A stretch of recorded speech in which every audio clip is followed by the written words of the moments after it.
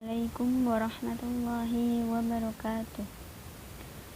Alhamdulillahirabbil alamin wa bihi nasta'in wa ala umuri dunya waddin wassalatu wassalamu ala asyrafil anbiya'i wal mursalin sayyidina wa maulana Muhammadin wa ala alihi wa sahbihi ajmain, amma ba'du. Perkenalkan, nama saya Asing Dewi Lutfi Sukma, NIM 243. Saya dari kelas PAIG semester 5.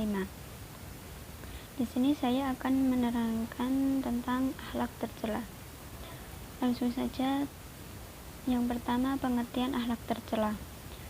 Akhlak tercela adalah sikap, ucapan, maupun perilaku yang tidak selayaknya dilakukan karena tidak menyenangkan dan cenderung merugikan orang lain.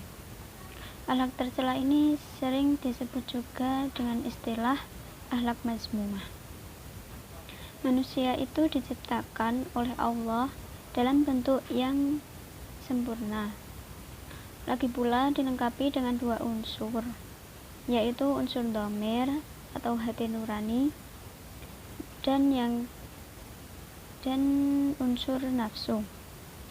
Unsur dhamir akan mencorong kepada perilaku-perilaku yang terpuji, sedangkan unsur nafsu akan mendorong kepada perilaku-perilaku tercela. Maka manusia itu perilakunya ada yang terpuji dan ada yang tercela. Yang selanjutnya yaitu macam-macam akhlak tercela. Yang pertama, marah. Pengertian marah. Marah adalah rasa berontaknya jiwa ketika menghadapi sesuatu yang tidak disukai oleh atau tidak sesuai dengan keinginannya. Orang yang suka marah disebut pemarah. Marah dalam bahasa agama disebut dengan istilah ghadab.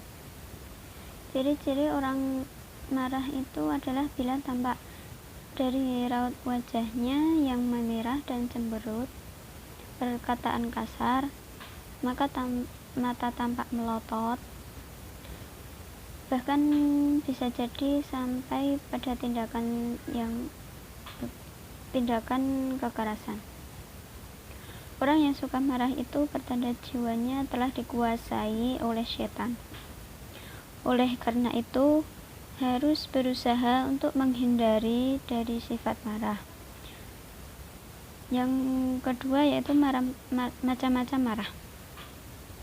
Macam-macam marah itu dibagi menjadi 3, yaitu marah yang terpuji, marah yang tercela, dan marah yang dilarang karena syariat Islam memang melarangnya. Marah yang terpuji atau diperbolehkan, yaitu marah yang secara syarak diperbolehkan.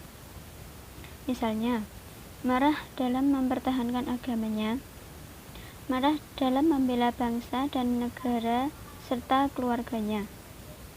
Yang kedua, marah yang tercela, yaitu marah yang tidak selayaknya untuk dilakukan. Misalnya, memarahi kesalahan anak kecil yang memang belum tahu apa-apa. Yang ketiga, marah yang dilarang karena syariat Islam memang melarangnya. Misalnya marah karena permintaan tidak dikabulkan. Islam itu telah mengajarkan kepada pemeluknya agar senantiasa bersikap kasih sayang, pemaaf, dan saling menghargai terhadap sesamanya. Sebagaimana dalam firman Allah surat Al-Imran ayat 159. A'udzu billahi minasyaitonir rajim. Bismillahirrahmanirrahim. Fa bima rahmatin minallahi linta lahum wa law kunta faddan ghalidhal qalbi li'anfaddu min hawlika fa'fu anhum wastaghfir lahum wa syawirhum fil amri fa idza azamta fatawakkal 'alallahi innallaha yuhibbul mutawakkilin. Yang artinya, maka disebabkan rahmat dari Allah lah kamu berlaku lemah lembut terhadap mereka. sekiranya kamu bersikap keras, lagi pula berhati kasar, tentulah mereka menjauhkan diri dari sekelilingmu. Karena itu maafkanlah mereka, mohonkanlah ampun bagi mereka, dan bermusyawarahlah dengan mereka dalam urusan itu.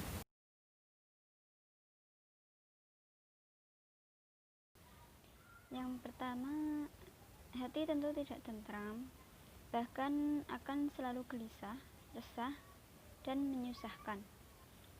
Yang kedua, tidak akan dapat berpikir secara jernih dan tenang. Hati dan pikirannya panas karena telah dikuasai oleh setan.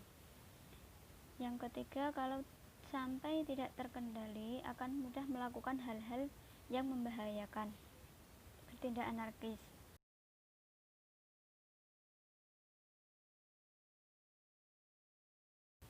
Selanjutnya, upaya menghindari sifat marah. Menghindari sifat akan kerugiannya dari sikap marah tersebut, diantaranya yang pertama, tanamkan hati yang sabar sehingga tidak cepat-cepat marah. Selanjutnya, bila terlanjur marah, cepatlah ambil air wudhu agar hati dan pikiran menjadi dingin. Bila marah dalam posisi berdiri, maka duduklah, dan bila saja juga belum reda, maka tidurlah.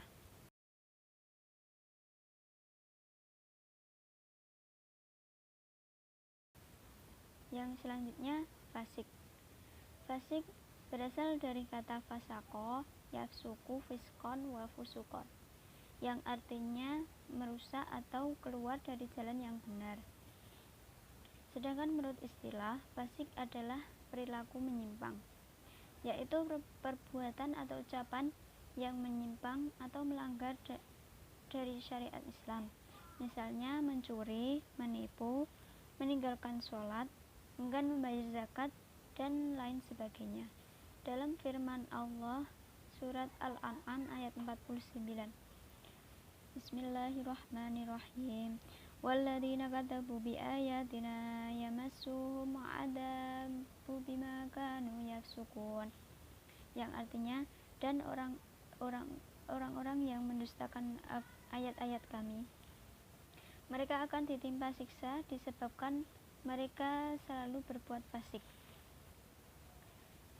Ada lagi surat Al-A'raf ayat 169, Bismillahirrahmanirrahim, falamma nasu ma dzukiru bihi anjayna alladhina yanhauna 'anis su'i wa akhadna alladhina zalamu bi'adzabin ba'isin bima kanu yafsukun, yang artinya, maka tatkala mereka melupakan apa yang diperingatkan kepada mereka, kami selamatkan orang-orang yang melarang dari perbuatan jahat, dan kami timpakan kepada orang-orang zalim siksaan yang keras disebabkan mereka selalu berbuat fasik.